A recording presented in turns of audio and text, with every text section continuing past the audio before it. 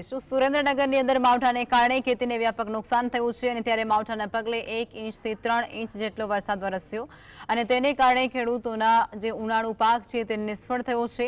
દસાડા તાલુકાની અંદર 3 ઇંચ સુધી વરસાદ પડતાની સાથે જ ખેડૂતોની આર્થિક કમર તૂટી ગઈ છે। માવઠાના લીધે તલ, બાજરી, શાકભાજી સહિત લીલા ચારાના પાકને વ્યાપક નુકસાન થયું છે।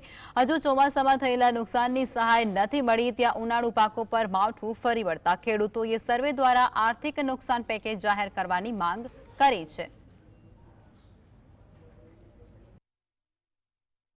જ્યારે માવઠાનો માર પાટા ઉપર પૈડા ઉપર પાટા જેવી સ્થિતિ 13 હાથ અને 17 તૂટે એવી સ્થિતિ અત્યારે ખેડૂતોની છે।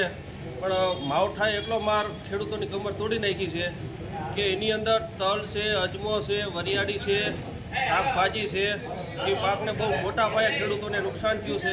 પણ ખરેખર આ સરકારને જે સર્વે કરીને જે ખેડૂતોને સહાય ચૂકવવાની આવે એ સરકારશ્રીએ હજી સુધી સર્વે કરાયું નથી અને ખેડૂતોની એટલી કપરી પરિસ્થિતિ છે કે તાત્કાલિકના ધોરણે ખેડૂતોને સહાય ચૂકવે।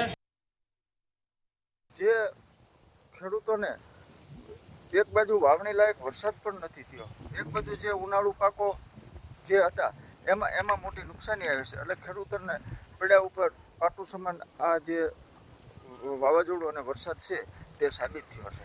ત્યારે જે બાગાયતી વિસ્તાર છે અને જે આ ખેડૂતોના જે ઉનાળુ પાકોનો જે વિસ્તાર વાવેતર કરેલું હતું તેનું તાત્કાલિક સર્વે કરવામાં આવે।